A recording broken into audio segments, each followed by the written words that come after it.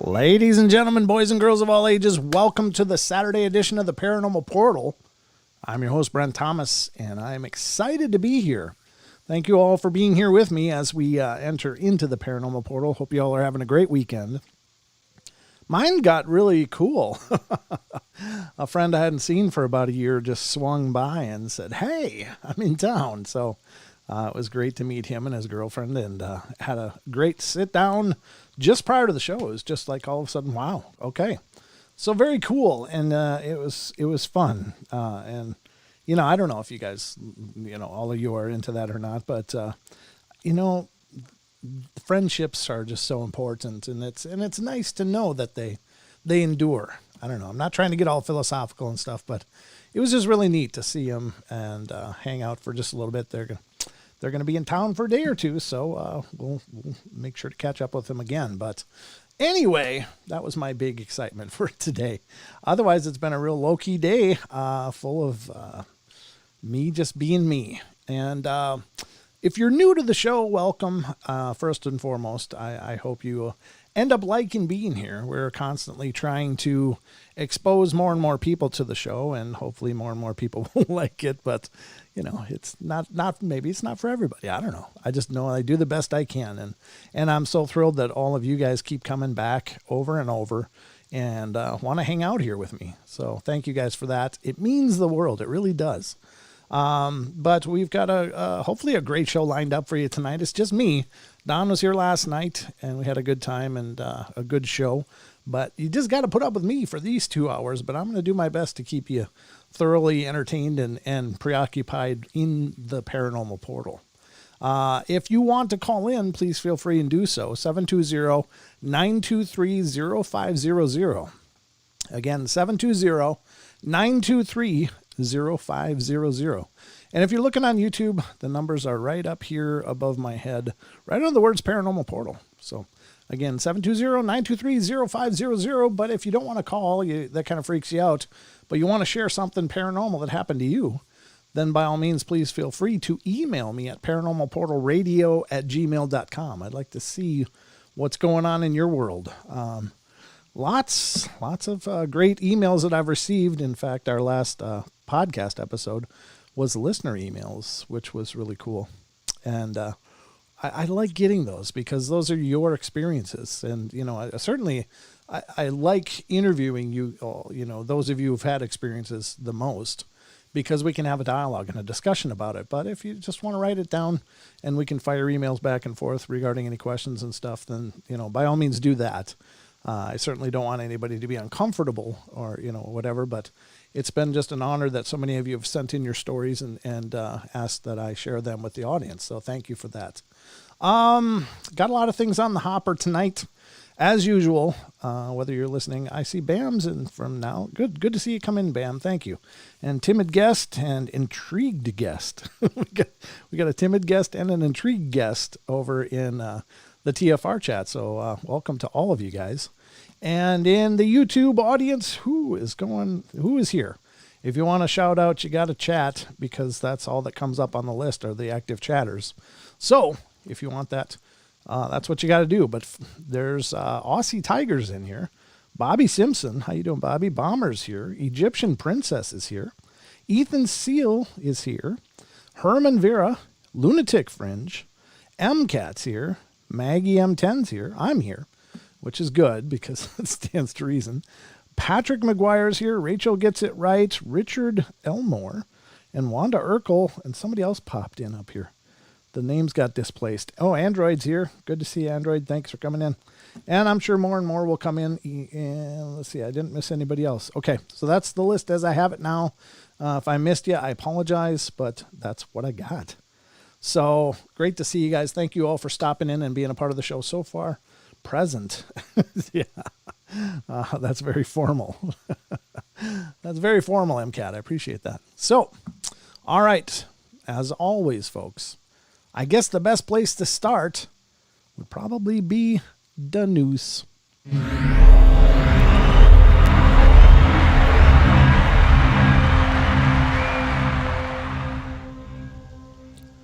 All right, ladies and gentlemen, welcome to the Paranormal Portal News Desk. I'm your anchor, Brent Thomas, and these are tonight's Paranormal Portal news segments. And not all of them are paranormal, just for a little forewarning, but I've asked you guys what your opinion is if you like the news.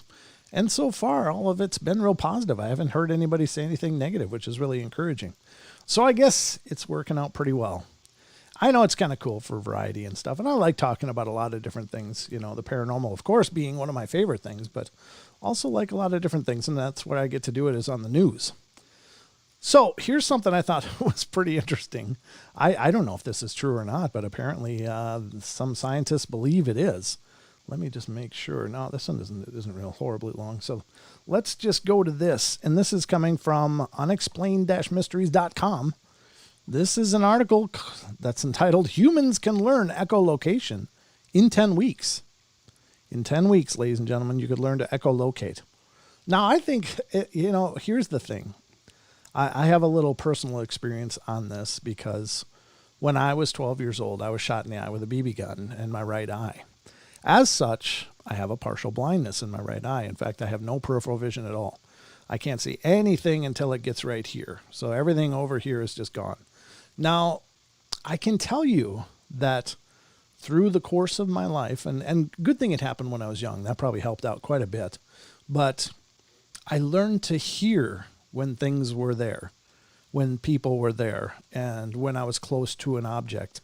It's not foolproof, but 9 times out of 10, I can hear when something comes up to this side of me because the sound changes, and it's I guess a form maybe of echolocation, but that's my own personal experience with that. And I know there was a blind kid who was able to do amazing things. He was totally blind, but he would make these ticking sounds, and the kid could shoot basketball.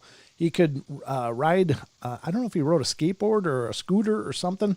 But he could do that and make this clicking sound, And he would avoid all the obstacles, even some of the, like cones and stuff. He could ride around cones. The kid was amazing. Unfortunately, he passed on. I think he got some kind of infection or illness, and that was really unfortunate. But in the course of his life, he demonstrated this incredible experience of being able to echolocate, and he navigated without a pole or anything. He wasn't, going around sweeping his pole back and forth like, a lot of visually impaired people are. He was doing it through this clicking. And I thought that was just amazing, absolutely amazing. But let's see what this article says. It says humans can learn to echolocation in 10 weeks. A new experiment has shown that humans are quite capable of learning how to see with sound. In the natural world, echolocation is a valuable tool which animals use, such as bats and dolphins can use to see and navigate by producing sound waves and picking up the echoes. Bats, for instance, use ultrasound waves, which are beyond the range of human hearing, while dolphins and porpoises produce high-frequency clicks to find objects underwater.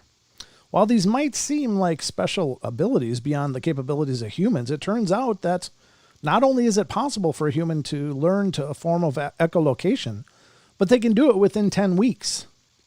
For a recent experiment, 12 people that had been diagnosed as legally blind during childhood, as well as 14 able-sighted people, volunteered to learn how to use echolocation to help them navigate mazes.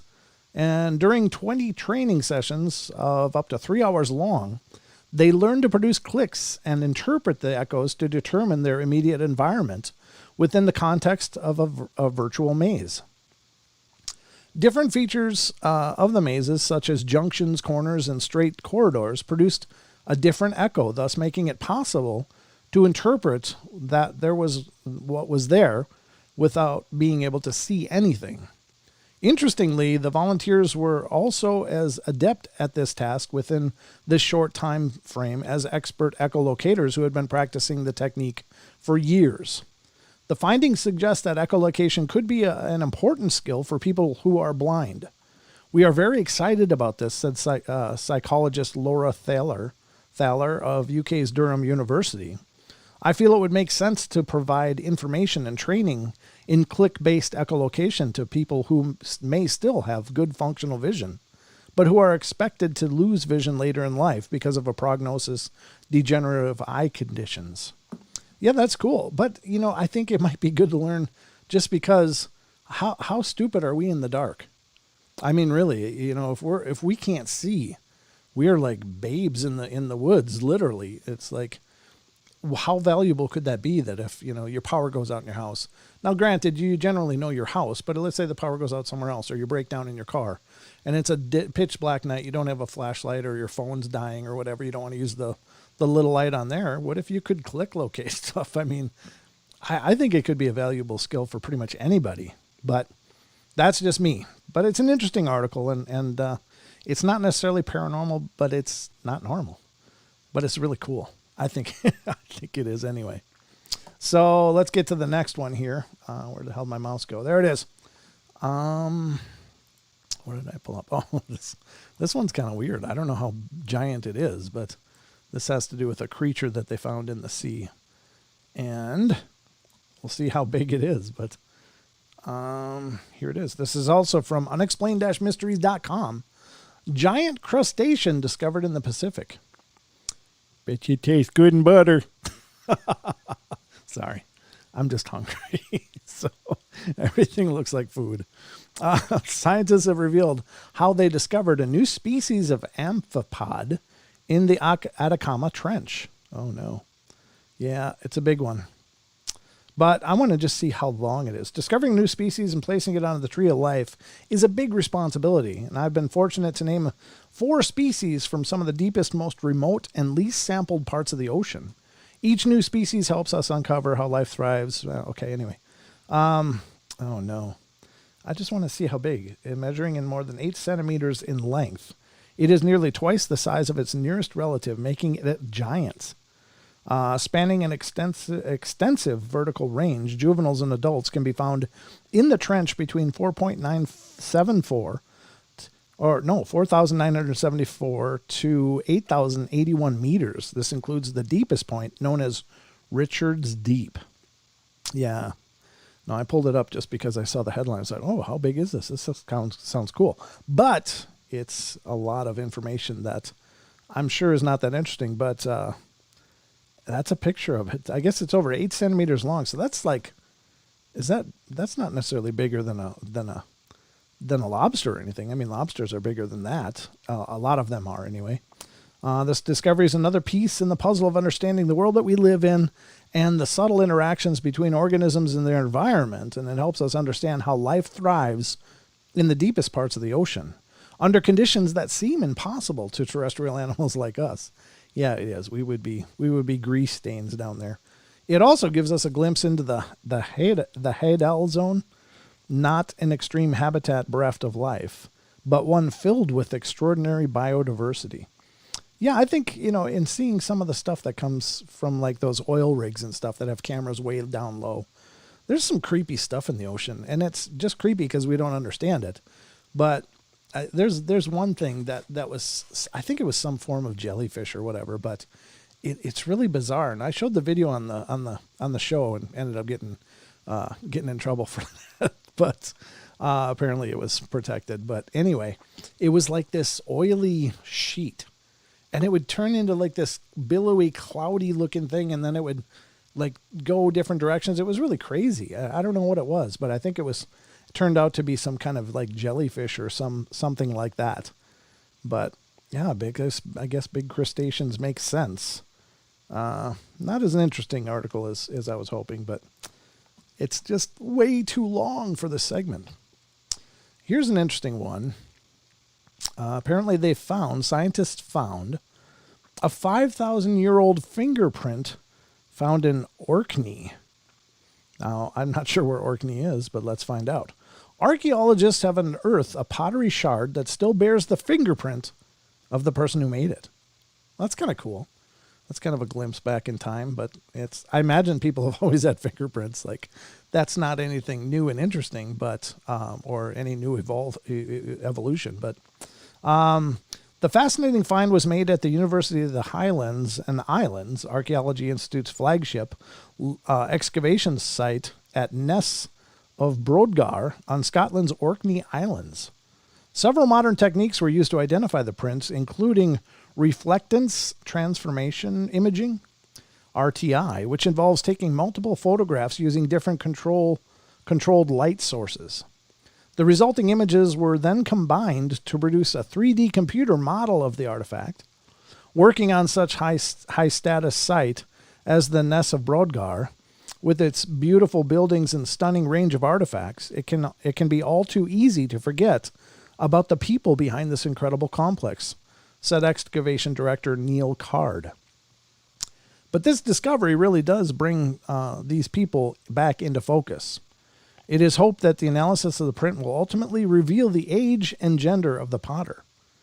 Oh, there it is. I'm going to put a link if anybody's interested. I don't know if anybody's interested at all, but I find it interesting. So let me put this link in the chats so that you guys can check it out if you choose to. There is an image from their tweet that is available. I guess I don't need to put it in the YouTube chat because you guys are already seeing it as it's on screen, but I'll put it in here. The Rockstar's in TFR now. How you doing, Rockstar? Good to see you. But yeah, I think that stuff is plenty interesting. Where did it go? Here it goes. All right, let me get it back on screen. It says fingerprint left on clay vessel made by a potter 5,000 years ago in Orkney. Fingerprint, the print was discovered on the fragment of clay vessel made by a Neolithic potter. And that's true. I mean, it is 5,000 years old. That's pretty incredible. There it is, folks. There it is. Let's go back to the Brent cam as I bring up, excuse me, as I bring up the next one. I pulled up a ton of things tonight. Oh, let me look at this one quick. Yeah, this one's not really huge. All right, I'm trying to avoid it because sometimes they post those. They're basically scientific journals. It's like they're huge. Why does this have a big ugly ad on it? There we go. There we go. I can close that. All right. This is from unexplained-mysteries.com. 250 ancient rock-cut tombs were unearthed in Egypt. Archaeologists discovered the tombs of the Al Humidia Cemetery in the desert 240 miles southeast of Cairo. Wow. I didn't know that they would use rock cliffs as places to bury people. That's really cool. According to Dr. Mustafa Waziri, the Secretary General of the Supreme Council of Antiquities, the tombs, which date back as far as 42,000 years, were built over a long period of time. There's a great deal of variety in the style and layout of the tombs, with some featuring burial wells and others designed with long sloped corridor ending in a single burial chamber. Some of them, which date back to the end of the Old Kingdom, were reused in later ages. The most recent tombs at the site date back 2,100 years to what is known as the Ptolemaic period. Muhammad Abdel Badi, head of the Central Department of Upper Egypt Antiquities, noted that excavation work at the site had unearthed a number of artifacts, including clay pottery vessels. These came in a wide range of shapes and sizes, some of which being used in daily life and others known as votive miniatures, specifically designed for funerary and symbolic purposes. Cups, jars, plates, and painted spherical vessels were also unearthed at the site. It is hoped that additional tombs will be discovered as excavations continue into the coming months. That's kind of tragic. I mean, just think of our cemeteries if they stay where they are. Is there going to come a period of time where some future version of us goes back and starts excavating them to see what our life was like? And maybe they won't have to, because maybe some of this information age will continue and become, the future. But in these times, there was no ability to share information outside of, regions. There was to a degree, but I think that for the most part, things came and went, and some people around the world would never even know they were there at all.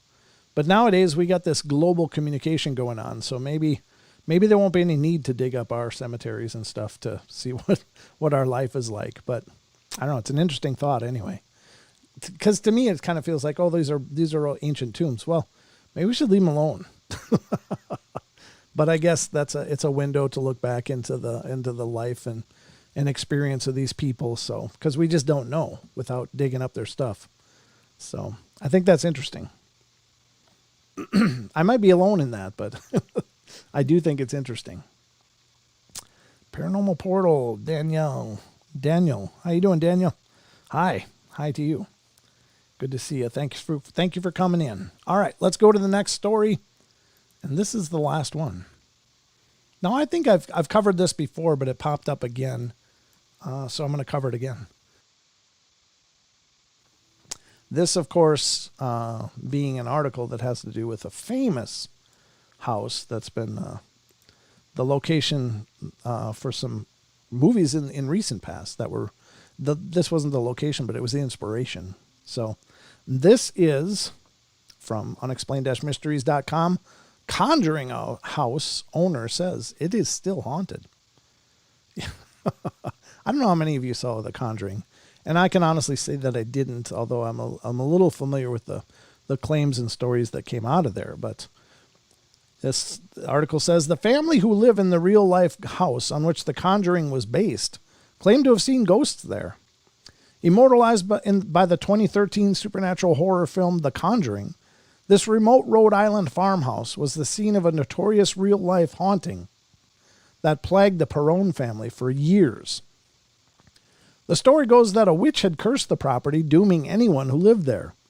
The Perrons were experienced all manner of unexplained occurrences, which reportedly became increasingly sinister and threatening as time went on. These days, the house is owned by Madison Heinzen and her family, who moved in back in 2019. That's right. Okay. So this must be the person that bought it. I remember it was up for sale, so I guess somebody bought it and moved in. It doesn't appear as though the activity at the house has settled down, however. Madison in particular has had sightings of what had been described as a woman in a wedding dress. And this happened last year when I was in the kitchen, she said. I was eating dinner by myself and I saw someone run by me. I caught it by the left corner of my eye, and all I saw was a veil and a skirt, and it just vanished into thin air. This had all happened in a span of 3 seconds, and I just sat there in complete disbelief, not knowing what to do afterwards. The new owners have also observed doors opening on their own and heard mysterious disembodied footsteps echoing in the darkness, among other things. I don't have the feeling of anything evil, but it's just very busy, said Madison's dad, Corey. You can tell there's a lot of things going on. As things stand, it doesn't look as though the activity is likely to stop anytime soon. Yeah, I think you'd have to, you kind of have to actually work towards that, especially in an old house that has a lot of history. That can take a while to get everything out. If it's, then according to Amy Allen on the Dead Files, there are some houses where it's just not possible to clean them. Like the house itself is just permeated with darkness, and that's a pretty tragic thing. So if you find a house cheap, you might want to be careful. I don't know what this sold for though, and actually that's not even true anymore. A lot of real estate nowadays goes for top dollar, especially if it's haunted. Like there's a lot of people that are looking for haunted properties. And now I if they're paranormal investigators and stuff, I kind of understand that, because you'd want to get a house that has a reputation if you're wanting to catch the activity. It just makes sense. But there's a lot of enthusiasts, and there's lots of armchair researchers and stuff too. So I guess it makes an attractive buy, but I think that's absolutely foolish, because you don't know. You don't know how a spirit may react to you. And it's no different than people reacting to you, I guess. Like sometimes we meet people, we love them. You don't know why, but you just like them. And then sometimes you meet people you don't like, and you don't necessarily know why, but there's something about them you don't like. And the same is true for people in houses. Like some people will live in a house and have an amazing experience, very peaceful, kind, loving. And then somebody else will move in at some point, and it'll be a horrible house. They can't stand it. They feel terrible. They don't feel comfortable. And that's just, the energy, I guess. But anyway, that is that. So, ladies and gentlemen, this has been a presentation of the Paranormal Portal News.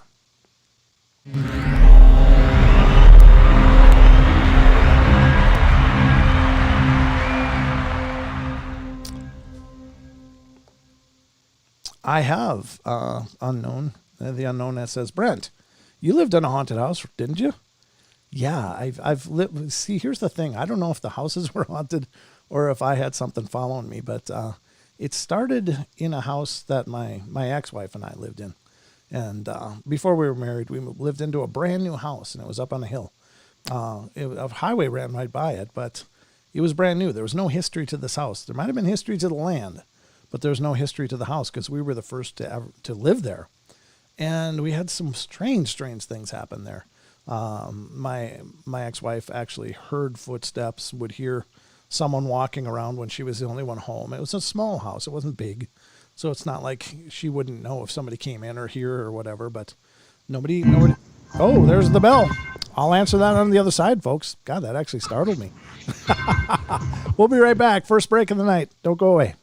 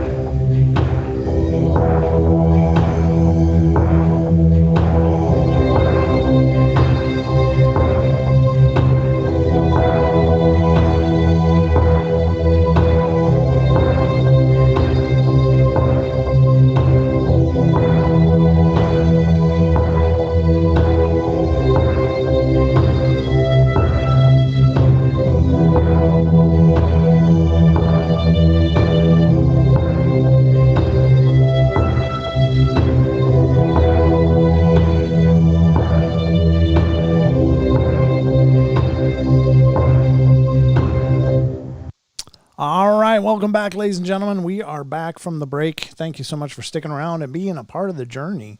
As always, it's an incredible journey, and it's more incredible when you're going through it with me.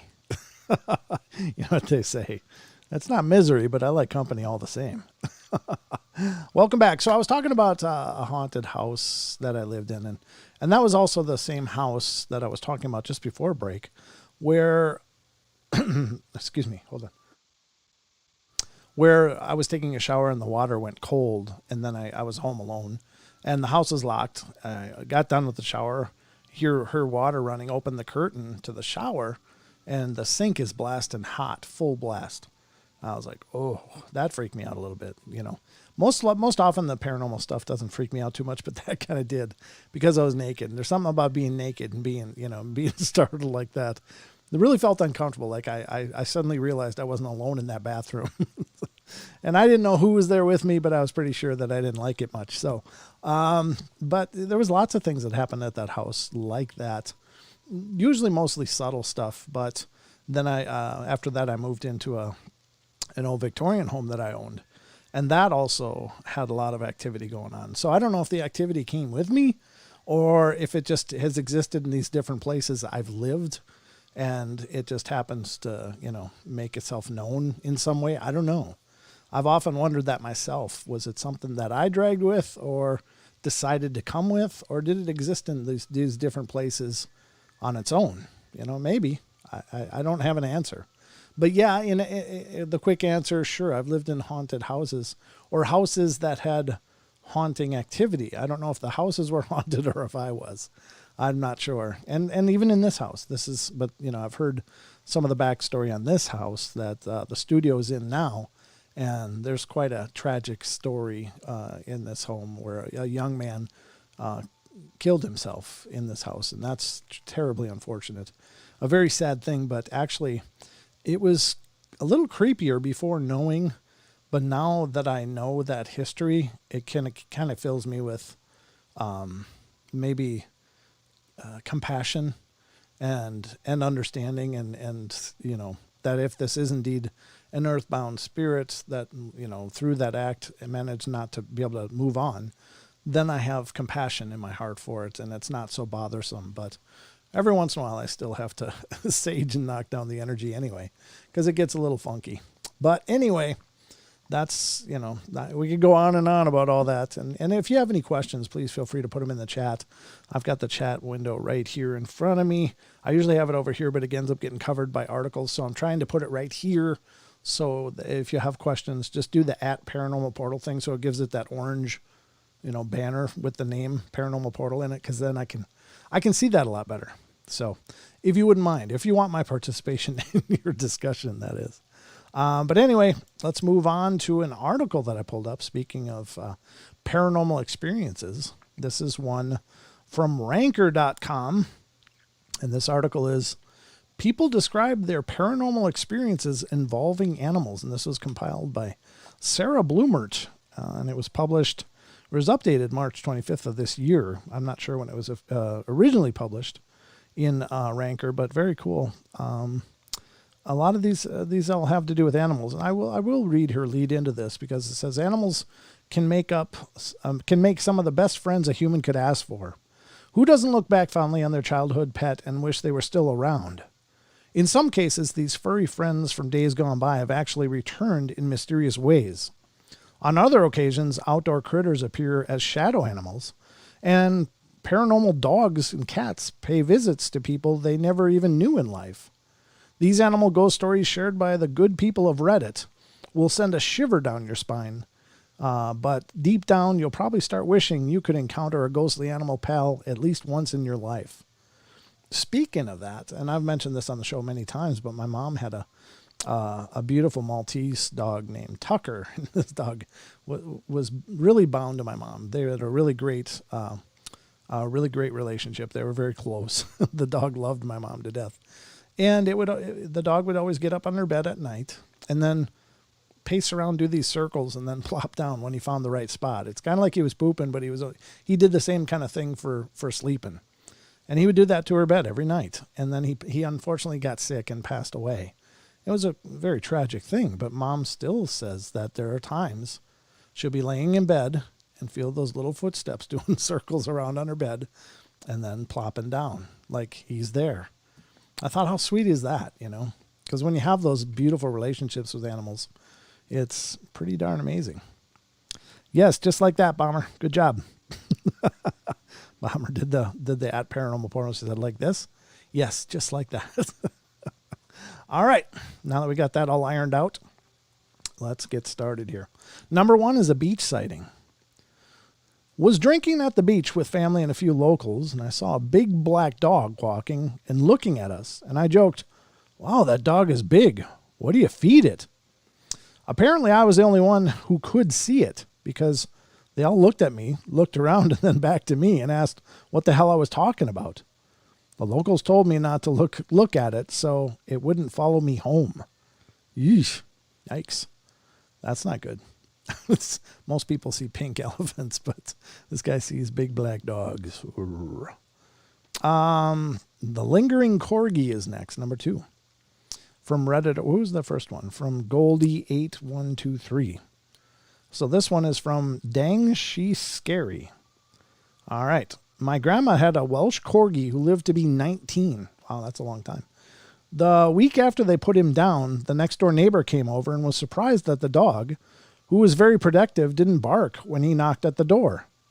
My grandpa told him that they had to put the dog to sleep a week ago. The neighbor got really serious and said, no way. I've seen him every day standing under the big tree in your front yard. We took this as a sign that he was still near us. Wow. Yeah, that must have been a reality check for that neighbor. Number 3, excuse me, hold on.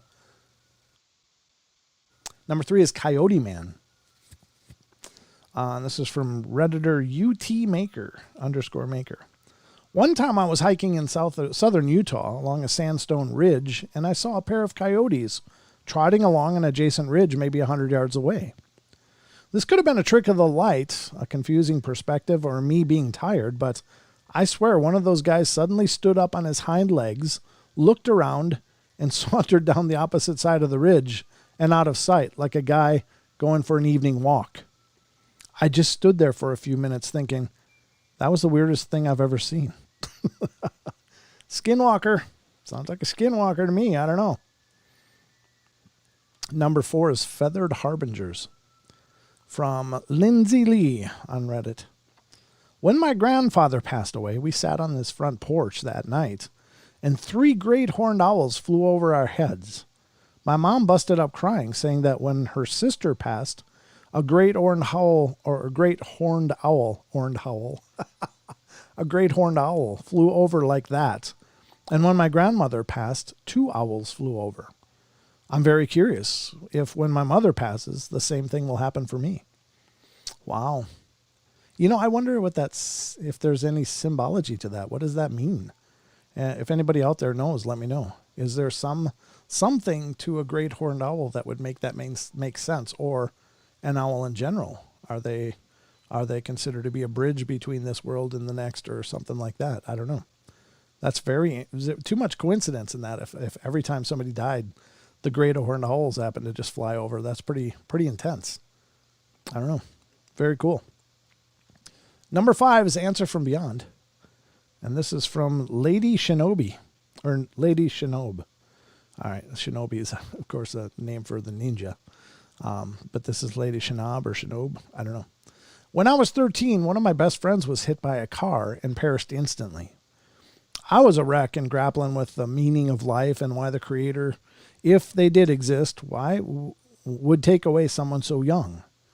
I searched online for any answers and came across a suggestion to write the deceased a letter and burn it. In my letter, I asked for a sign to let me know if she was okay. Almost immediately after the paper finished burning, I heard a blood-curdling cry outside from what sounded like a young girl. It was late at night, but much to my surprise, none of the other neighbors had awoken to the sound or turned their lights on. My brother heard it too and opened the front door, and he told me he saw a large black figure, like a huge bear, bolt across our front yard. It scared him so badly that he frantically shut the door. This is in the suburbs, far from any large creature, so it never made sense. I feel like I got the answer, but it wasn't the one I was hoping for. Yeah, I mean, there is such thing as coincidences as well.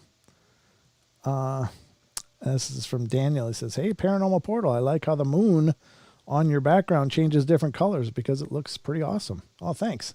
Thing eats batteries like you wouldn't believe, though. That's the only reason I only burn it on the 2-hour shows. It just gobbles batteries like crazy. And they're LED lights. I don't understand it, but that's what you get from a clearance rack, I guess. You get what you pay for. There's a reason it was on clearance. All right. Number 6, disappearing visitors. From Redditor 3A Steel. 3A Steel? Okay. One morning, my girlfriend and I were laying in her bed on a cold morning. We didn't have to have work or school that day because it had snowed. She lived out in the middle of nowhere, like no neighbor for a mile nowhere. Well, I hear someone right outside the window say, get down. They're going to be able to see you if you don't get down. So, of course, this startled me, and I turn around and see a guy and 3 dogs outside walking towards the garage door. So I grab my piece and go to meet them at the door and find out why they're there. So in those 10 seconds, I get outside, and no one was there. Right outside our window, there were shoe prints and paw prints in the fresh snow. I tracked them down the back of the property, and after about 100 yards or so, there were only paw prints. I looked over to my left, 10 to 15 yards, and there were very similar paw prints that looked like they had come from the forest towards the house. So I tracked those up to the house, and then shoe prints appeared about 25 yards from the house. So I followed them to see if maybe they had gone out the front of the property, but there were none. To this day, I'm not really sure what happened or what was outside our window. Yeah, that's terrible. Jeez. That's some scary stuff. What the heck? I got to tell you, that kind of reminds me of Bruce Trott's story. He swears he had something, he was trailing something that just suddenly the footsteps stopped and deer prints appeared. So something really crazy like that. That's wild. Skinwalkers? I don't know. I don't know where that's from. It doesn't give us a location, but yeah, that's creepy. Number 7, last goodbyes. From Redditor Goose Pills. When I was a teenager, I went to a 2-day music festival, and while I was gone, my mom decided that was a great time to have the dog I'd had my whole life put down. She was really old, and I knew this was coming, but I wanted to be with her. So, needless to say, I was heartbroken. I couldn't stop crying, and as I'm laying on my bed, I feel this big whomp, just like when she'd decide it was bedtime. I could feel her curled up against my back, all warm, and I heard that huff that she'd make when she got comfy. I put my hand behind me, and I could feel her fur, and I calmed down and fell asleep. When I woke up, my dog was gone, but there was a big warm dent in the covers like she'd just left. Oh, that's a beautiful story. I hope that's true. I think that stuff is really amazing. Cold Stare says, some Native American tribe believe that this nocturnal bird accompanies dead in their journey to the afterlife. That's why hearing the hooting of an owl was an unlucky omen, bad even. Okay, thank you, Cold Stares. I appreciate you looking that up. I really do appreciate that. Very cool. I just happened to see that. There was no @Paranormal Portal there, but it's still very cool. Number 8, Eternally Protective Chow. This is from the original Alexa, not the not the Amazon house computer, but the original. Our black chow Padfield was hit by a car just before Halloween. Halloween night, I was listening to a podcast of spooky stories before walking downhill to my studio in the dark. The wind was blowing, the clouds were skimming across the moon, and the trees were tossing wildly. I got spooked since we live way out in the country, plus Halloween, plus spooky stories. I actually felt and then saw Padfield come out of the moving shadows from the place he usually slept, and he walked me to my studio door. I told him thank you, and then went inside and told my husband that our dog had just walked with me down the hill. He said, sounds like he was making sure you were okay. We missed that sweet dog. He was a good boy. I think chows were Chinese guardian dogs, weren't they? If that's the same dog, and I'm not a huge dog guy, but I love dogs. I love all animals, but yeah. J-Rock says, hey, Brent, what's up, guys? PPS, Paranormal Portal Squad in the house. Yep. Absolutely. In the house. All right, here's number 9, late night greeting. But I think chows were temple dogs or something, weren't they? Maybe I'm thinking of Shar-Peis. Maybe I've got this all wrong. I think it's Shar-Peis that were the Chinese temple dogs. But whatever the case, I guess it's nice to know that these animals could still be around us. Late night greeting from Leopold Blooms. I've had a few strange animal-related experiences, but one that stands out for me was an encounter I had while staying at an inn. The innkeeper made no mention of any pets upon my arrival. Usually innkeepers will warn you if a pet might be wandering into your room, but in the middle of the night, I was awoken by the sensation of a dog licking my hand. I slept with my hand dangling over the edge of the bed. I opened my eyes to see a long-haired black dog standing right beside the bed. I love dogs, so it was quite heartwarming to me, although unexpected, and I reached my hand further out to pet him, and my hand passed right through his face, as if he was nothing more than an apparition. The figure quickly faded out completely, and this startled me out of bed. I proceeded to walk around the room in utter confusion, unable to figure out what had just happened. Excuse me.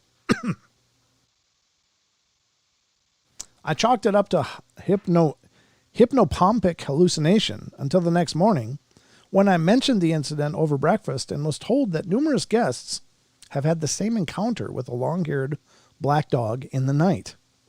It was so common that the owners had given him a name, Padfield, and the guest book that I signed before leaving bore repeated references to Padfield from previous guests. The owners had no history of owning a black dog, so they had no ready explanation for his presence. Oh. Well, that's very interesting. Padfield, that was from, that's the Sirius Black's dog that he would turn into. That's right. That's where that name comes from. I was like, Padfield, that sounds familiar. Number 10 is The Guardian Stag, and this is by _Sparrow. I used to live up in New Hampshire for a brief period of time, and was having some semi-frequent encounters with shadow people at the time. I had a job where I wouldn't leave work until about 1 a.m., and I lived in a densely wooded area. For a while, it was bad enough that when I'd get home at night, I'd be scared to get out of my car and walk up to my front door. Then one night, I was driving home, and as I came around a big bend, I looked up. At the edge of the tree line, looking right down at me, was a giant silver stag. When I say silver, I really mean it. Not gray, not white. It even shimmered ever so slightly. He was massive and beautiful, and I immediately felt very calm and safe. I closed my eyes for a split second because I knew what I was looking at couldn't be real, and when I looked back, he was gone. I never saw another shadow person after seeing the silver stag and feeling that calmness come over me. Sometimes I wonder if it was some sort of guardian. Expecto Patronus. Maybe it's a Patronus. Again, things from those movies were based on some sort of legends. So maybe it is a form of guardian spirit or a natural spirit that's pushed that darkness away. I don't know. That's very cool though. Here's number 11, the sister's dog. I should check the clock here and see where we're at. Oh, we got 6 minutes. We're okay. All right. Just wanted to make sure. Don't want to get it wrong, folks. Talk right into a break again. All right. So this is from Joe Lashinikov. A couple of years ago, I slept over at my sister's house in my baby niece's bedroom. At 2:38 a.m., I was awoken by a small dog getting onto the bed with me and settling itself down to sleep. I reached out to touch it. It was really comforting, but then realized my sister's dog was downstairs and definitely not little. I reached for the dog again, but it had vanished. My sister told me my niece woke up every night at about 3 a.m., and I've always wondered if it was because of the little dog. The feeling of it being there was so lovely. I spent the rest of my visit hoping it would come back. Yeah, it's weird. I wonder why. Just suddenly it happened and then didn't after that. I wonder what is that for? It seems like a random thing, these occurrences. You know, it seems almost random, but then again, it doesn't. And maybe, I don't know. I don't really understand it. Oh, yeah. Thank you, Julia, for posting the email. Number 12, cat out for an evening stroll. This is by DB Guns. I had 5 other people with me at the time it happened. We were camping in southern Ohio at a private campgrounds. It's Ohio. Everything weird happens there. It was about 11 p.m., and we were walking to a pool that was at the front of the site. All of a sudden, it looked like a large black cat about the size of a mountain lion was crossing the road about 60 yards in front of us. As it gets about halfway across the road, it stands up and walks like a person into the woods. We were all about 16 years old, and we freaked out. But being teenagers, we wanted to see if we could spot it, so we all run toward the spot with flashlights, never going into the woods. We never saw anything again, and I'd never seen anything like that before. My family has been going to the same place for over 40 years and has never experienced anything of the sort. That's so bizarre. It's very bizarre. Why? Now, I don't think that that's necessarily a spiritual thing. I think it might be some kind of cryptid thing. Again, like a Skinwalker. I don't know. But why? Why do that? I don't know. That's the curiosity. That's my curiosity coming out, folks. Number 13, creeping shadow dog. This is from Little Law Learner. Little Law Learner. My cousin was living in a newer apartment and had been having some issues, several occurrences of her toddler talking to someone who wasn't there and fighting with them, her waking up with marks and scratches, etc. And she went to work when all of this was going on, and at the time, she and my mom worked together in a government building on night shift, and the parking lot had cameras that the employees had access to. They watched a large black figure that looked vaguely dog-like but had no definition, just a black silhouette basically creeping around the parking lot by my cousin's car. This happened twice. The second night they saw it, she went back home and stopped having problems. My mom and I live out in the middle of the woods in a rural area with my grandparents. 1/4 of a mile down the road, or you could travel through the woods the back way about a half mile and get to their house from ours. You couldn't take a vehicle back there because besides ATVs. Every time after that day when they saw the figure, I saw it in the woods.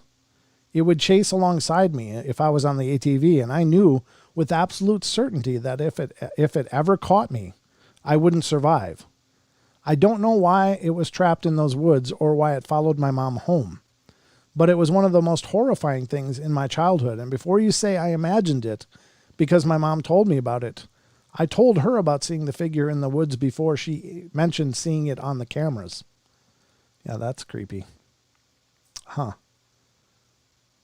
That is very strange. Again, now that one might be spiritual. I don't know. Like some kind of, I don't know. Is it like the hellhound kind of thing? Or is it a grim kind of thing? I don't know. Strange stuff, folks. But that's what we excel in here on the portal.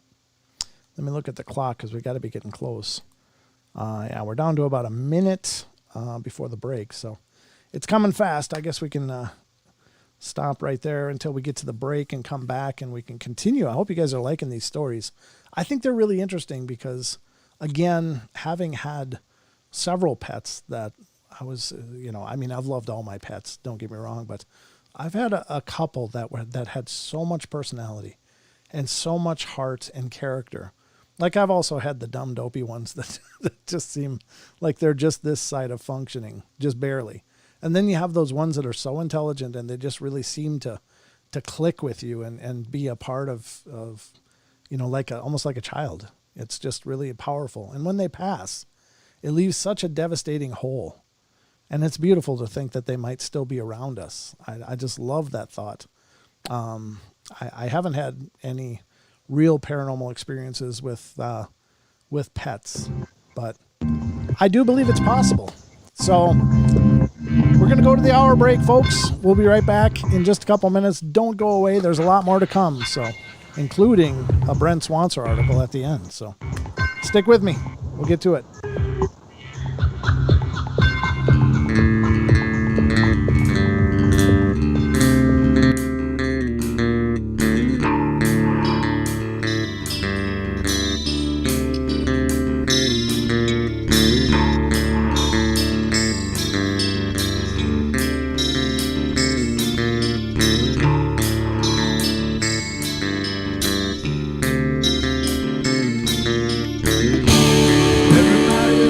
Play their games. Everybody loves to place their bets.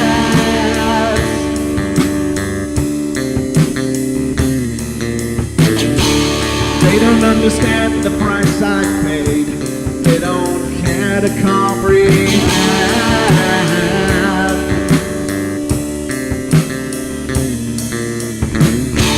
Trace their lines upon my body, dripping scars across my heart.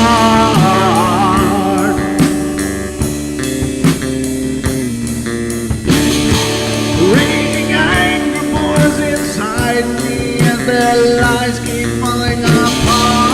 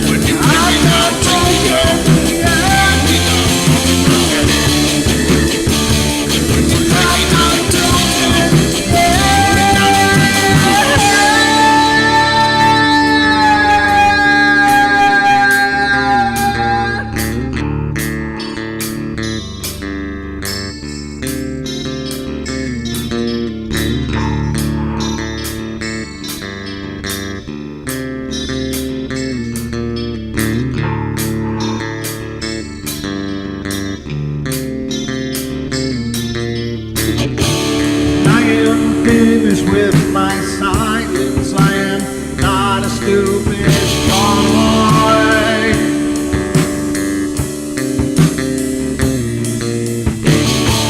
No more breaking me with kindness, just you dance upon my joy.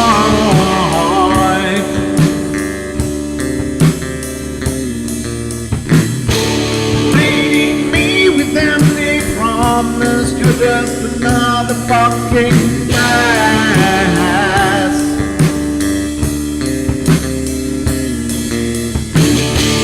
Taking off the slice of my sanity, just make sure that you're well fed.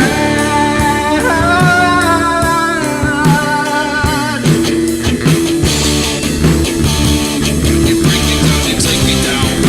I'm not wrong, yeah. I'm not broken, yeah.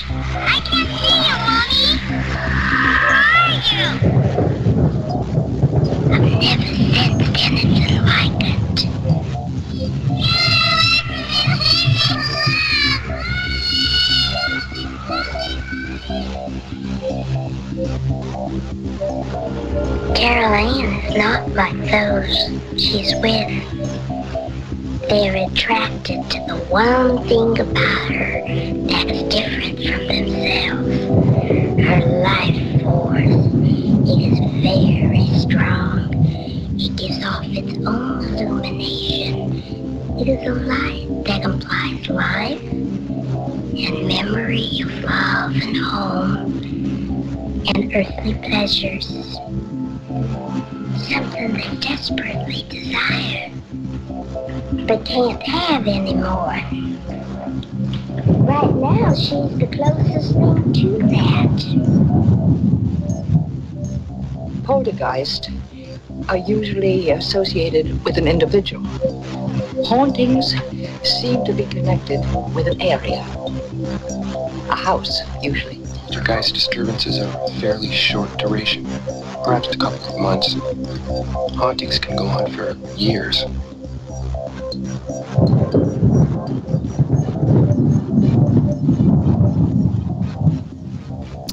And years and years and years, folks. Welcome back. We're into hour number 2. We've gone through a whole hour already. How is that possible?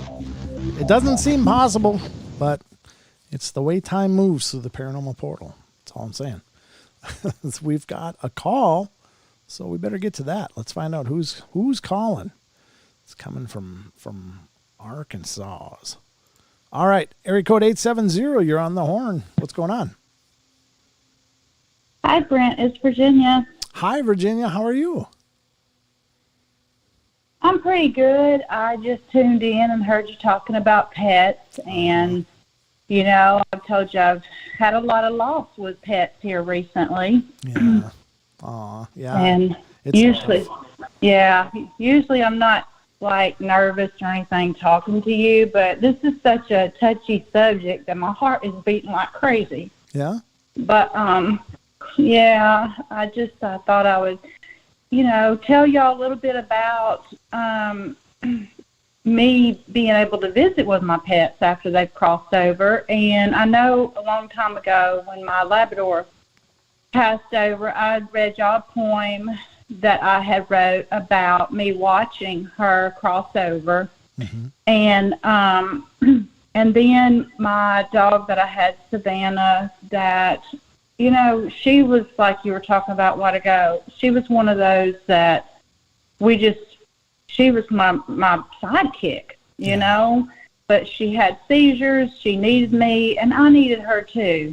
Right. And that was hard. It was hard to lose her. And the night that I did, I didn't know it was happening because she had a seizure again.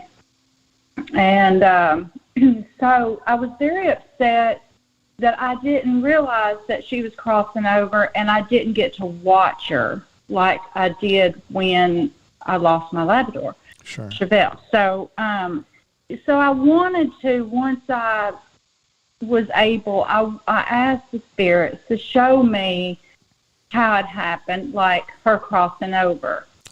And it was really cool because, you know, my other dogs and my loved ones in heaven will come and meet them. You know, it's like angels just scooped her up and took her, and they're there. They're there to meet them, you know. And so then here recently I lost my cat, and that was when I had talked to Deborah, and she was talking about what's with cats, and I had lost my cat. Right. Well, that happened so quickly, too, that I was actually driving to the vet, and I'd already talked to the vet. I recorded what my cat was doing. He was like, this doesn't look good. Yeah. So on the way, my cat was having a really hard time. He was in a lot of pain. And I was like, God, if he can't make it, just please go ahead and take him, because it's hard to see him in that much pain. Yeah, for sure. And yeah, so he passed away. I was driving, so I wasn't able to see that crossing over either. So I asked about that one later. And with my cat, he didn't, it wasn't like he crossed over a rainbow bridge, because I have seen that before. I mean, it didn't have a rainbow. It's just the bridge. It's a crossing from one, side to the other. And but with him, my cat, the angel, they showed me that an angel just picked him up and just took him and put him right in the arms of a loved one that is there in heaven. Wow. Okay. That's amazing. Yeah. Oh. Yeah, it was pretty cool. And so then I wanted to see how my other animals reacted with him being there. And so my little dog Savannah, she's the Australian Shepherd, and they just, when they're excited, they like, I don't know about all of them, but she couldn't contain herself. I mean, she was just wiggling, and she'd roll on the ground, and she was so excited. And when she seen him, that's exactly what she did. And it was so amazing because she's the same there as she was here. Oh, that was her. I mean, it was so cool. Wow. Yeah. That She is just, powerful. Go ahead, Brent. I just think it's so powerful that, you know, they do cross, or you know, the curious part is, do they stick around though sometimes? That's what I'm wondering, or can they just come and go? What do you think it is? I believe, I don't know. I guess maybe I shut that off a little bit here at home. Sure. But I do notice sometimes, like, I'll feel like a bump on my leg or something. Okay. And then I'll tune in and try to see if it's them. Like, I'll feel them. Like, I might not always see them or notice them, but they'll get my attention. Sure. You know, like, you'll feel something rub against your leg, or, you know, and like the little dog jumping on the bed maybe. Right. Like, you might feel them jump on the bed, you know. So, sure. Yeah.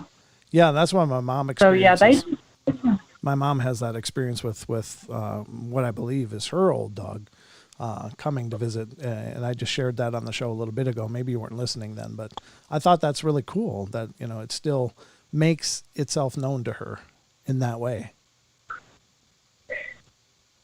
Yeah, I just tuned in just recently, so Okay. I missed that part. Well, that's really good. Your mom, I feel blessed that, you know, that they still come and visit us. Yeah. But yeah. I had such a hard time when I lost Savannah, and I mean, it's still it's hard. And we were always together. I mean, with her seizures, it got to the point that I couldn't even go in a store. Like, luckily, Walmart would deliver to you. You know, you can go and pick it up, because Sure.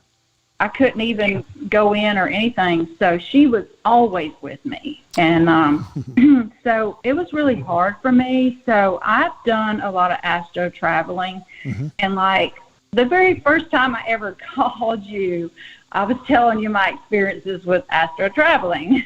So that's what I did for the longest time, until I could kind of, I don't know, wean myself off of it. You know, I would ask to go and see her. I wanted to see her all the time. And so at night I would meditate, and there is a place.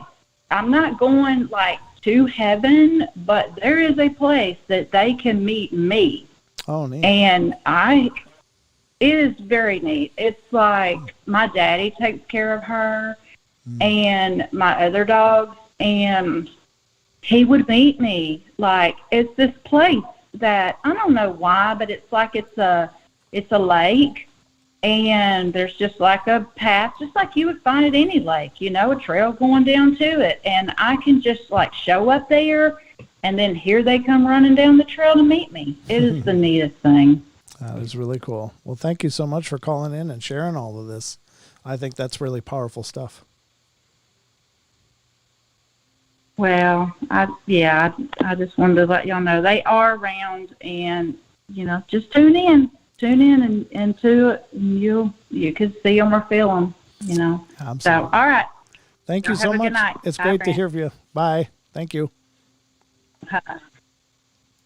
That's wonderful. I don't have those abilities, so I can't tell what's going on, or if I do, I haven't figured them out yet. But I think that's wonderful. That's, you know, you could still maybe meet with them. I did have one dream with my dog Xena. She was a German Shepherd, And just, she was like a nanny to my boys, Sheldon and Oliver. She really was. She loved those kids so much. And if I pretended to roughhouse with them, she would scold me so much, and she would like jump, like push herself in the middle and then bark at me. Like, no, don't roughhouse with the boys. It was really cute and wonderful, because, you know, it's nice that they have that instinct and such, but they just become such a part of us that it doesn't surprise me that people have spiritual experiences. Now, Rachel Gets It Right said something really cool I noticed over the break. Rachel Gets It Right said, maybe the human-like animals have an enhanced view or vision of the world, giving a spiritual advantage to themselves in a world that seems ordinary to us. Yeah, it could very well be. Could very well be. I think that's, you know, there's so much we don't know. I mean, we know, I think what we know is growing all the time, but what we don't know is so much more voluminous, if that's the right word. There's so much we can't know and won't know, and maybe never will. I don't know, but I hope someday we dial into this stuff and start figuring out what is all this anomalous stuff happening around us, dealing with energy, because we are energy. All matter is energy. And so is it so much to think that the conscious energy that we are in these shells, in these forms, continues on and can visit us again? I think that makes perfect sense, but, you know, maybe it's just me. All right, let's get back to this. We did have another call that was anonymous. I wasn't going to answer it anyway. I just wanted to put this out there, folks. I won't answer calls that come in blocked anonymous, because I had somebody call into the show and just, you know, and just use terrible slurs and stuff, and it was horrible. So this is a network show, as well as, you know, we're on YouTube, so that kind of stuff can cause real problems for me as a YouTube creator, and for doing the live shows that are going out across TFR Live, iHeart, TuneIn and TalkStream, etc. So I won't answer calls that come into the show that show up as blocked or anonymous. So if that's you and you want to call in, send me a message on Facebook first to tell me that you're calling. And then if I see it pop up, then that's a possibility. But I got to know you first. I got to know who it is. So anyway. All right. Do you have any psychic abilities or what? I think we all do, Daniel. I think everybody has psychic abilities. Daniel asked that in the chat in YouTube. I think everybody does, by virtue of our being, you know, imbued with the light of all creation. I think that is the spark of life, and part of the, you know, here's the thing. There's an old teacher, and this is kind of a philosophical thing, but I love this saying because it taught me a lot when I read it. And I think that we are of divine origin, like the life force of the universe gave us a bit of the spark, you know, and that's what created us. Now, what that means is within your religious paradigm is what it means to you, and how you identify and label all of that is up to you. You know, that's not important, but there's an old saying that a guru had taken his students down to the shore by the ocean, and they sat there, and one of his students says, "Can you explain to us what are we? What is all of this? And, you know, who are we?" You know, and the guru dipped his hand in some seawater and said, "Do you see the drop of seawater on the tip of my finger?" And the students all said, "Yeah." And they said, "This drop contains all of the qualities of the entire ocean behind me, just not the quantity." And so that's what I think we are. I think that, you know, we do have a lot more ability than we realize and than we know. It's just that we've got to grow into it. We've got to develop that, or whatever, you know, however that means to you. I don't mean to get all all philosophical on the show, but that's another facet of my personality that maybe you don't know. I like learning about all these ideas and thoughts regarding what we are, you know, and that's my journey is more than just the paranormal. It's spiritual as well. So that's just a little footnote on my spiritual journey. Maybe that makes sense to you. Maybe it doesn't, and that's okay. But just thought I'd share it. I hope that makes sense. But I think we all are psychic, and we all have glimpses of that throughout our lives. But some people are just more tuned in. So We are the universe having a human experience. Absolutely right.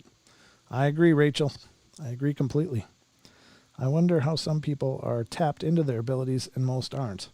Sometimes I think it's just the fact that they just got a good role. You know, like maybe something in either genetics that allows that to come through without having to really work on it, or just some later, maybe it's a later part of their spiritual journey, so they come into this life with more of that ability tuned in.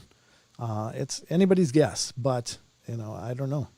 I don't know how some people are and some people aren't as tuned in, but I think we all have experiences that show us, yeah, you know, you just know something without knowing why. Or you may just walk into a room and suddenly just get a bad feeling, and then you leave, and you know, it's those kind of things that this information comes to us. Sometimes the phone rings and you know exactly who it is. You pick it up and sure enough, you know, it's that kind of thing. I think that that's really cool.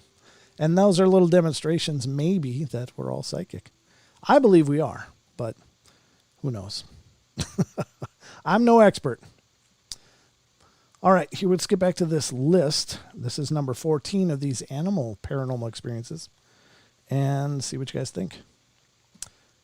It says, this is from Redditor Whiskey _Rivers S, 2 S's. My cat used to run down the hallway at top speed and jump onto the bed every night when I would tell him it was bedtime. Oh, that's sweet. The day after he passed, I turned the kitchen lights off and told the dog it was bedtime, then heard the cat's collar bell and footsteps run down the hall. It happened a few more times and then stopped for years. About 2 years ago, when the dog got sick, it started happening again.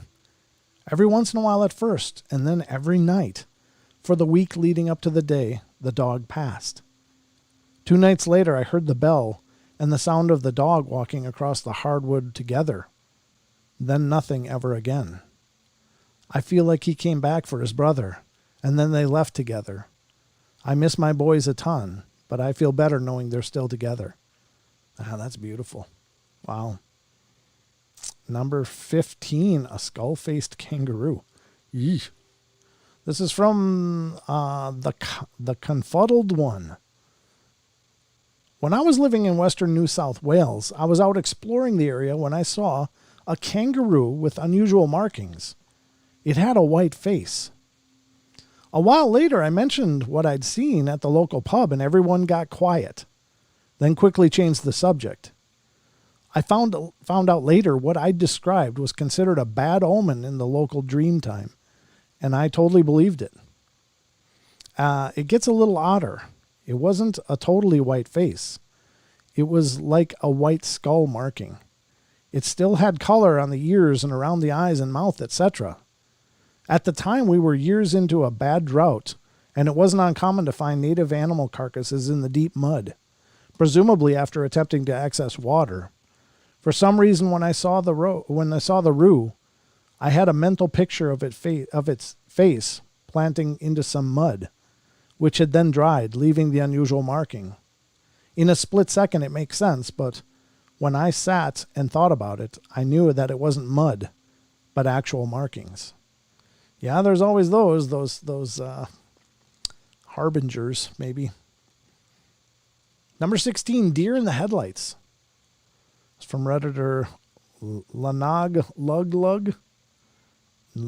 Glug. Okay. I was driving down a highway late one night and saw a tannish fog, approximately the size of a deer, run across the road in a sort of bouncing motion. I would have thought that I was seeing things, but there was one car in front of me, and they hit their brakes so that they wouldn't run into it. It was very strange, but I just thought, a deer ghost? And continued on my way home. Yeesh, a deer ghost. Maybe. Maybe it was something else. Maybe it wasn't a deer at all. Number 17, the undead cat. Eesh, that sounds dark. This is from Vox Dracone. In college, my roommate and I were walking around town at like 2 a.m., not drinking, just weird kids, and we passed a deceased cat in the gutter. It was a calico, Big brown spot on one side and an orange one on its face. Rigor mortis had set in, and there was kind of a greasy smear coming from under the head. We guessed it had been mashed by a car. Ugh, that's sad. We walk down to a park, wander around, and then come back the same way. A car passes us, and then in its headlights, we see a calico cat crossing the road away from us. We get back to the spot where the cat was, and it was gone. Same storefront, same street light, same greasy smear in the gutter, but no cat. Over the rest of the semester, that cat showed up all over the place. It chased my roommate and his friends down the street one night on the far side of town from where we first saw it. We had a note once from our RA that she wanted to see us, and we knocked on her door, and without a word, she walked us to our room, opened the door, took one look, it was a mess, and said, "Oh, wow, there's no way you're keeping a cat in here. Sorry." Roomie and I look at each other. The RA says, "One of the groundspeople said they saw a cat in your window." We asked if they said what it looked like. White with a brown and orange spots. Oh, jeez. They were being haunted by the cat. Jeez. Well, that's terrible. Number 18, Skinless Beast. This is by Trent Steele Fan 2. My buddy and I were driving around home around 9 p.m. in South Carolina. Clear night, so nothing was obscuring our sight. Out of the corner of my eye, I see a large animal on all fours, skinless, almost canine-like, that pounced on a neighborhood cat and then disappeared as quickly as he came. I continued driving and don't say a word because I didn't believe what I saw. After a few minutes, my friend says, "Did you see that?" We still talk about it because there is talk in the southeast of a skinless creature that, for lack of a better word, is a cryptid. And also, there are no wolves or coyotes in our neck of the woods. I don't know if I believe that, though, because I think coyotes are everywhere, but maybe not. That's pretty terrible. That's terrible. And I'm not chuckling because it's funny. I'm just, ugh. That's like disturbing. Either laugh or you'll cry kind of thing. Ugh. I don't know. Let me check okay, so we got about 3 minutes. I can read this one. So this one is number 19, Bats, Cats, and More Cats from Redditor Mattress 757. I've seen what looked like a bat fly past my head while looking in a mirror. I've seen black cat shapes move into rooms and through doorway multiple times. I have cats and have had others before, but always black and white, whereas these were just pure black. When I've investigated, there's no cat, just empty room or hallway. While staying with a girlfriend like 11 years ago now, we were sleeping apart. Parents didn't trust us, of course. I slept in the living room on a pull-out bed. It was the middle of summer. I have hay fever and there's a window open, so I'm in and out of sleep a lot that night and using my inhaler to counter the wheezy chest. One time I wake up and there's a black cat sitting on my chest, so I stroke it, it reciprocates, and then moves to a nearby armchair and beds down for the night. I met one cat earlier and I knew she had two cats and that the second hid from strangers, so I took this as a compliment. It could tell I was a cat person. Next day, I'm introduced to the second cat. It's not black. It's white and ginger, mixed. I explained my midnight visit to the girlfriend, and she's kind of surprised, but it's not the first time she's had someone tell her something similar. Her old cat was black, but had passed years ago. Oof. That's weird. Here's number 20, and it looks like the last one on the list, which is about perfect timing. This is from a former Redditor. My daughter asked me today if I'd ever seen a ghost. I told her about the time I was 13 and I saw my grandparents' cat float down the stairs as if some unseen entity was carrying him. She's 7, so when she said she couldn't sleep because I had scared her, I told her it was a story that I like to tell, but I swear I saw it. Yeah, you don't want to get too biographical with little ones. They have to digest that and deal with it for a long time. That's pretty wild. So I don't know. That brings to a close our stories on people having paranormal animal experiences. I think several of those could be skinwalkers. I'm not sure. Obviously, I'm not sure about that skinless one. That's really creepy. But again, what could be out there, folks? Anything could be out there. We have no idea. But I can tell you that the journey is always full of surprises, especially, going through all this stuff on the show. I'm just never cease to be amazed at the things that come up that we find out about here on the show and what people claim to have experienced. It's some crazy, crazy stuff, but I don't think these are crazy, crazy people. I think they're just having experiences with things we just don't understand. And that's okay. But I don't know. Just my 2 cents. Ghost Magnet, my superpower. ADHD. Attention dialed into a higher dimension. Oh, I like that. All right, folks. We're going to go to the last break of the night, so don't go away. We'll be right back with more of the Paranormal Portal.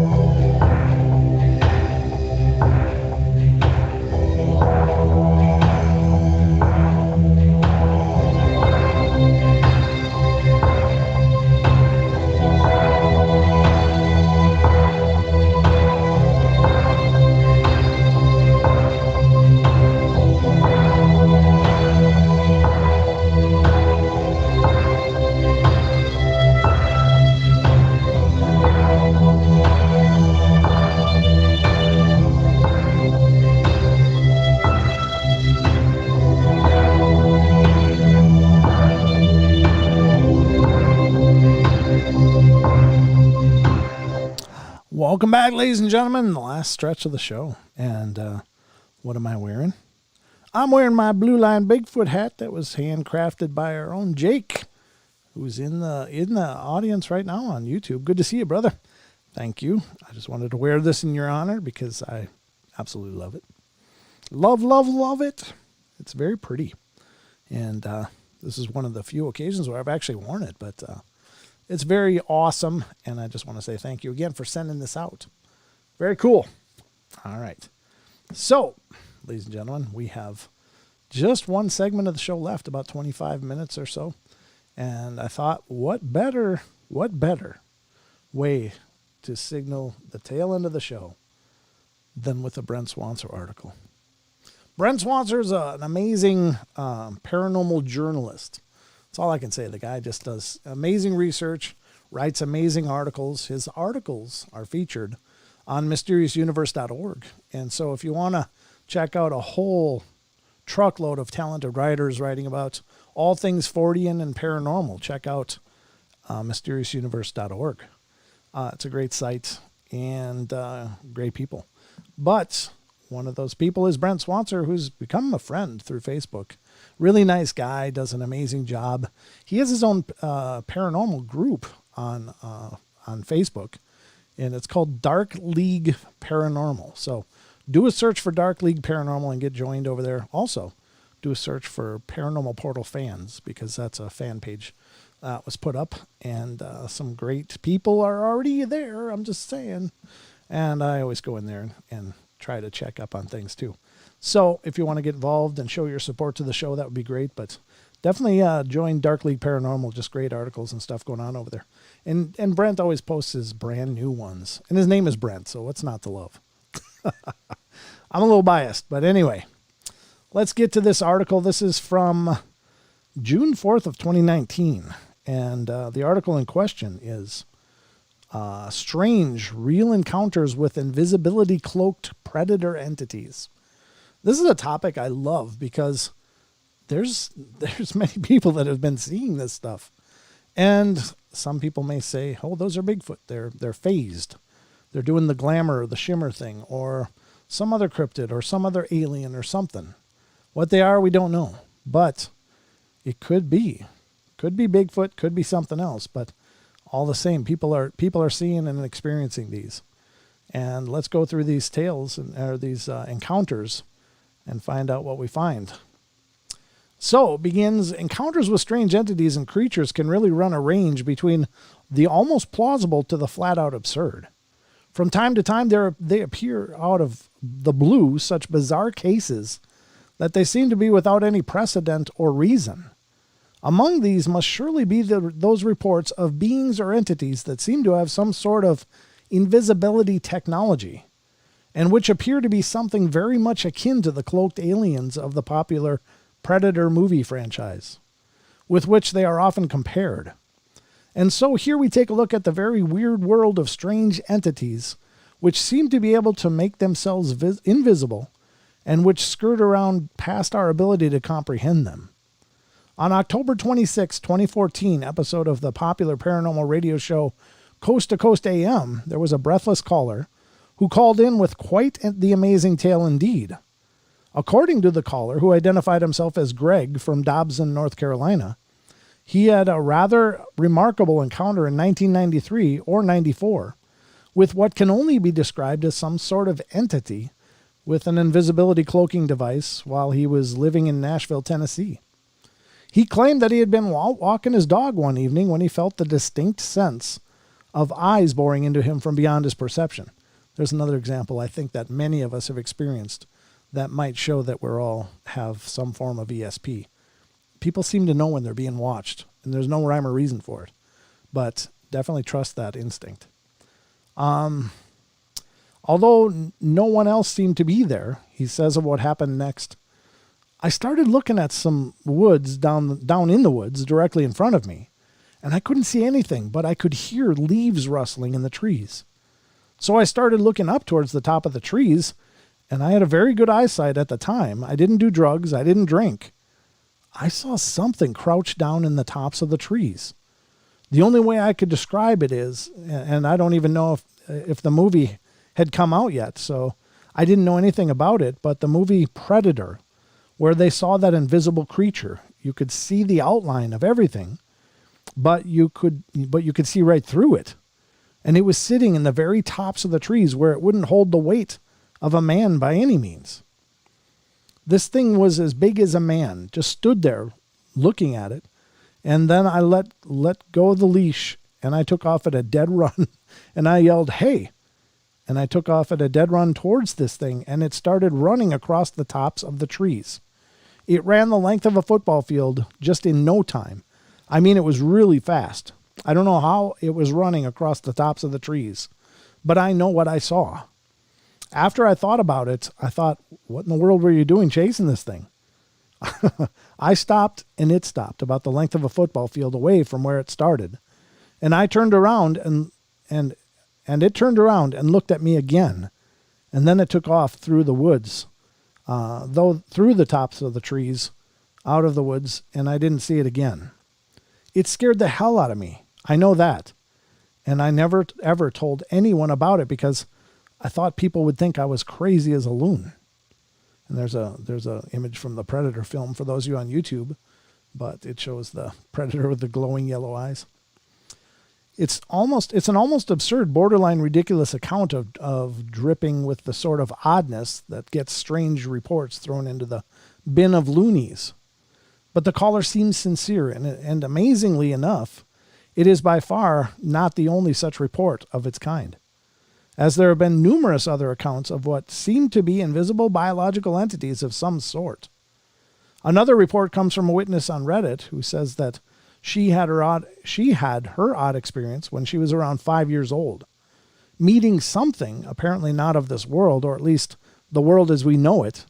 And even odder still, it would go on to be a recurring thing in her life. She says of her first brush with this unearthly presence, "I was playing by the edge of the woods behind my grandmother's house. I played there often, and my grandma just kept an eye on me from the kitchen or living room because the house had huge windows that faced the woods. She would come out every once in a while just to see what I was up to. I was obsessed with digging in the dirt and collecting unusual rocks and arrowheads that littered the land where my grandmother lived. I should mention this is in Midwest Illinois, not too far from the Cahokia Mounds, so finding arrowheads was actually not that uncommon. Anyway, that day, I remember picking out a spot to dig. I had been there for quite a while because I remember I had a pretty decent-sized hole going, and then something caught my eye up in the tree that I was next to. I almost don't know how to explain it, but it looked almost a heat wave coming off the branch of the tree. It was fall, and I remember this because I had my pink jacket on. And I remember thinking that my mom was going to be pissed because I had dirt around the bottom of the arms from digging. I also remember there being a lot of leaves on the ground. And anyway, I'm staring at this heat wave and realize it has a human shape. So here I am, 5 years old, and wondering why there is an invisible man in the tree. I remember feeling scared but unsure what to do. Then it started moving and making a faint clicking sound. Sounds like the movie. That is about the time I decided that I was not supposed to be seeing this, and I hightailed it back to the house. My grandmother seen that I was pretty shaken, and I remember telling her that I'd just seen an angel. In my 5-year-old mind, I didn't know what else it could be. I had never heard of aliens or ghosts or monsters, so to me it had to be an angel because that's all my little mind could think of. Incredibly, this would not be her last meeting with whatever this outlandish thing was. In 2004, the same witness says that she was visited again by the entity just after she had separated from her husband and was on hard times. She moved her 3 children to a new place in the next town over and was settling down to begin her new life when the strange came for her once again. She describes her new place as being on the outskirts of town, on the fringes of woodland, and says of what happened, "One night I was up late doing laundry and stuff after the kids went to bed. I decided to take a smoke break before I myself went to sleep. I'm back there on the porch and I started hearing this faint clicking sound. I immediately looked to the ditch because I had seen a groundhog out there a few days before and thought perhaps he was out there again. The yard is faintly lit from the outside light that is by the playground that is to the right of my back porch. I didn't turn on my porch light. I didn't normally, if I was just going out for a quick smoke, and I didn't see any groundhog or movement from the ditch, so I go back to smoking my cigarette, and the faint clicking sound keeps happening, and a slight shift of movement makes me look up into the tree to my left of my porch. It's there. The same invisible thing I had seen when I was 5. It was like a distortion and in a humanoid shape.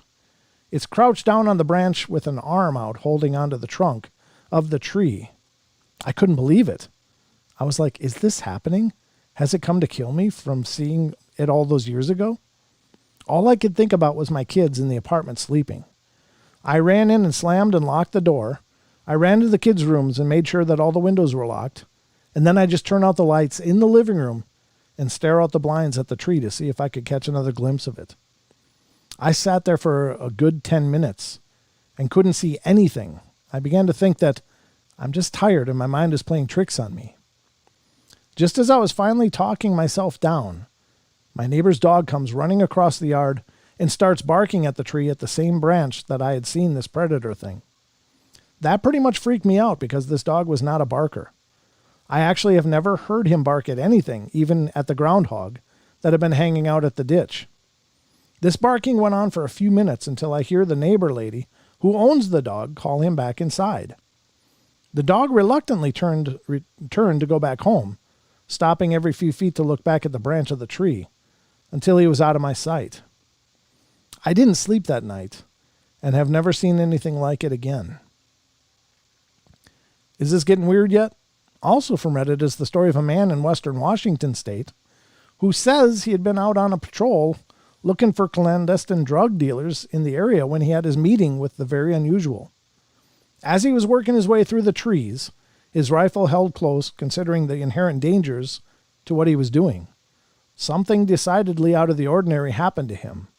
He would say, "It began late July when I was forced to make a semi-regular patrol around the property on which I live, heavily wooded, very hilly, and wet with a creek and swamp at the bottom.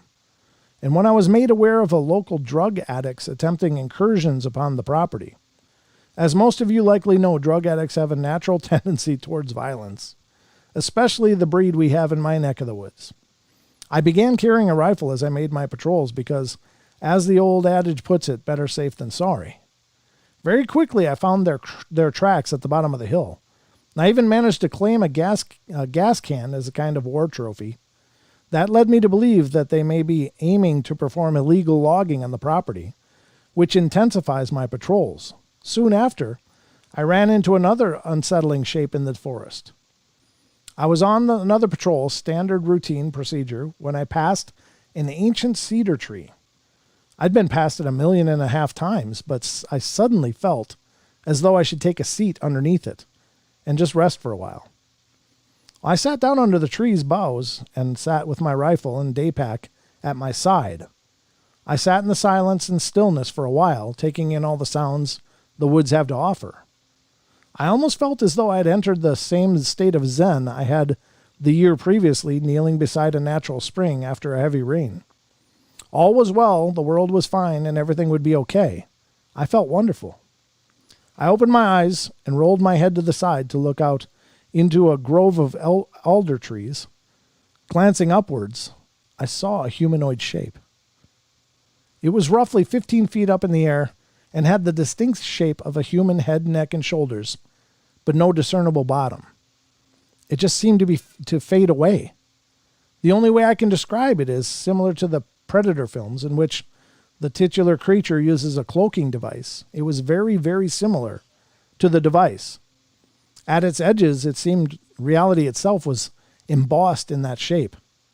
I sat and stared at it for probably about 3 to 5 seconds before an overwhelming feeling of dread and anxiety overtook me. I should add that I'm very tough to genuinely scare. I've been through a great many nasty situations and don't bear mentioning, and suffice to say that this shook me to my very core. I was almost petrified, scared out of my mind of what would happen if I dare move. I finally mustered the strength to remove my glasses and wipe them on my shirt, and redonning them, I could see the shape was still there. The dread grew in intensity tenfold every few seconds, and my naturally calm and rational mind took hold again. I began counting down in my head. What happened next, you may be asking? Well, although the witness did not stick around long for this particular encounter, he did manage to make his way back to the same area in later days and discovered an anomalous hole in the ground shaped like an L, surrounded by large, inexplicable scratches where it would become incredibly windy whenever he drew near. He says of this strange detail, "The hole is at the bottom of a ravine filled with large old-growth trees. It suddenly got terribly windy when I was there. If stormy days are anything to compare, I would say winds were reaching 30 to 40 miles per hour at the bottom of a ravine filled with wind-blocking trees. Temperature felt like it dropped by about 20 degrees as well. I've been back since, but not often, and each time I visit, I say aloud that whatever is there does not have my permission to come with me back to the house, and most assuredly, nowhere else that I go." Just what is he doing there? Here, the website Phantoms and Monsters also has a report along these same lines of a woman who was out one day just letting her dogs run when she saw something that seems to be very similar to these other reports. I got to move this down just for a second. Okay, there we go. Hold on, I got to move this over. Okay, 9 minutes. Several years ago, a colleague who is physically gifted, or psychically gifted rather, described an incident she experienced in her backyard the evening before. She had let her dogs out and was standing at the back door while waiting for them to finish their business. As she continued to wait for her dogs, she noticed something approaching her on the walkway from the lower yard. Her description was that of a tall and wide-shouldered being, but without mass. A pixelated, transparent form that continued to move towards her. As this form came near her, it abruptly stopped as if it was surprised that she was staring at it. Then this form dissipated completely. This was not the first time something of this nature had materialized near her. A similar incident transpired the previous year while she was standing adjacent to her garden. On that occasion, the being was somewhat smaller in form, but similarly pixelated and transparent. Her sense of these things was that it was not a haunting or manifestation by a human spirit. In fact, she never recognized similar phenomenon previously. Her assessment was that these were entities from beyond our dimension and most likely of alien origin. After I listened to the evidence, already having knowledge of her surroundings, I concurred that her experience was more than a manifestation of human energy. From Linda Godfrey's book, Monsters Among Us, we also have the story of what appears to have been an invisible Bigfoot, which was frequently seen by a farmer who said of it, sorry. The funny thing is that it never left footprints, even in the mud.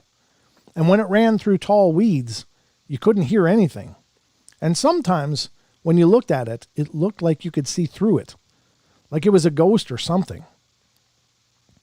Just about as completely outlandish and utterly surreal as anything we have looked at here so far is a series of reports given to Cryptozoology News involving humanoid entities described as being able to cloak themselves like the Predator, from a popular science fiction film franchise mentioned in many of these reports. The first report comes from a woman who says that her and her husband moved into a new home in the area of western Pennsylvania in 2000. After getting to know the area, one evening they went out with a spotlight to view deer in the wilderness. Taking a series of bumpy, isolated dirt roads past farms and rural countrysides, the only light was that which they cast out from the spotlight. As the light stabbed out into the night, the beam captured something within it. Although it was not the deer they were expecting to find, the witness says of what they saw, "As I stared at the shape, I realized that I did not know what I was looking at. I knew it wasn't a deer. It wasn't any animal at all. As my brain tried to comprehend what I was looking at, it became more clear the longer I stared. What I saw had the shape of a man, but it was not a man. It was not see-through as a ghost. The only way I can describe it is like it was standing water. but it didn't cast a shadow. It didn't have any glare to it as the light was on it. It did not reflect the light. It was not gas, as gas does not have a significant shape. Gas will ebb and flow with the breeze, or at least have an inconsistent shape. Rather, what I saw had a defined shape. That was the only way I can see it, because it had the shape of a human. And I could make that out because of the defined edges and curves. Only because of its outline was I able to make out what I was looking at. When I realized that I was looking at a human shape, I noticed the posture was similar to a person skulking or sneaking. It was hunched over a little, and one of its arms were frozen in place in front of it, as though it knew we saw it, and it froze in its position to try to be undetectable. Yikes. For moments, that must have seemed like an eternity for the frightened woman, the thing remained motionless, as if it were studying them, before creeping off down a knoll, and then it just sort of vanished into thin air. She did not know if the creature had been seen by her husband, and the entire odd encounter had lasted only a few seconds, but it was enough to send the woman into a state of panic. She warily told her husband about what she had seen, thinking he might make fun of her, but was shocked when he breathlessly told her that he had witnessed the exact same thing. The witness says, he saw that it was the shape of a man. He saw that it was hunched over as if caught red-handed. He saw that it was cloaked like the predator, but it didn't have a jagged camouflage look. The thing we saw had a smooth look. It was like standing water without the reflective aspect, and its outside shape was smooth, definitive. I do not know what we saw, but I do know it was real. I've been really guarded about this experience and have only told a few people because I know how skeptics are. I'm one of them, yet I can't refute what we saw. It was real. Nevertheless, whatever it was, or is, we saw it. There's no doubt in my mind or in my husband's. Yes, it was dark, but the spotlight was exceptional with its quality, and there was no mistaking what we saw being confused with any shadows. Strange light reflections, optical illusions, gas leaks, ghosts, or any of the other possible phenomena. The cloaking capabilities were of absolute exceptional clarity. It bent the light in such a way that it looked like the surrounding environment without any flaws, save for the outline of the man/humanoid being. Aside from the distinctive outline, we would not have been able to detect that anything was there at all. Now, if light affects the cloak in the daylight, then more people will have sightings. Will have more sightings, sorry. However, I have a sneaking suspicion that our spotlight deflected or defected the cloaking mechanism in such a way that we were able to detect the outline because of it. Let me see how much more is left because we're getting low on time. I guess we're going to have to leave it there, folks, because we're just about down to the very tail end of our show. And I will put the link to this article if any of you guys want to check out the full article and check it out on your own, because there's still more to it, and I don't want to shortchange anyone. But let's do paste here in YouTube. You guys can check out that article, and let me put it in the TFR chat as well. And you guys can check it out. Bam, if you're in there, you can check it out. Yes, you are. And Paisley's in there. And speaking of Paisley, she'll be coming up next on TFR, iHeart, Tune In, and TalkStream Live. So I hope you will check out her show as well. But that's been the Paranormal Portal for tonight. We're down to about the 2-minute mark, or a minute and a half left. Just want to say, please, if you like the show, please get subscribed. If you're brand new, we'd love to have you stick around and be a part of it. I love seeing new people coming in and new faces, new names. So it would be our honor to have you join the Paranormal Portal family. And subscribe, ring the bell so you get the notifications. But if you don't want the notifications, just know that we stream live on YouTube every Wednesday through Sunday. And then Monday and Tuesday are off days. But we also have a podcast.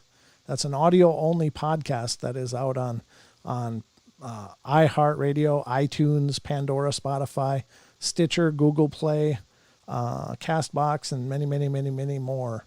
So if you are into podcasts, much like Sasquatch Chronicles or The Confessionals, you can find the Paranormal Portal as well, or the Believe podcast. Our friend Cade does the Believe podcast, so you can check that out. So There's lots of ways to stay in touch with us, but you can follow us on Facebook, facebook.com/Paranormal Portal Radio. Again, check out Paranormal Portal Fans if you're a fan of Brent Swancer's work, or you want to become a fan and get to know the guy. You can find him on Dark League Paranormal on Facebook. And we hope you have a great night. Paisley Wild is coming up next. If you're listening on TFR, iHeart, tune in and TalkStream Live. It's a wonderful soul. She does great works, great shows, and you might even see the Longbeard over there. He might be on the show. You never know. Never know where he's going to turn up, but he always does turn up. But folks, that's going to do it for us. Just know I love you all. Be good, be kind, be nice. Take care of each other. Help each other out. Find the magic in every day. It is a BLB hat, yes. And remember to laugh as much as you can. All right. Good night, everybody. Good night, Thor. Thank you. And thank you all for being here. I'll see you guys tomorrow night on the Night Terrors.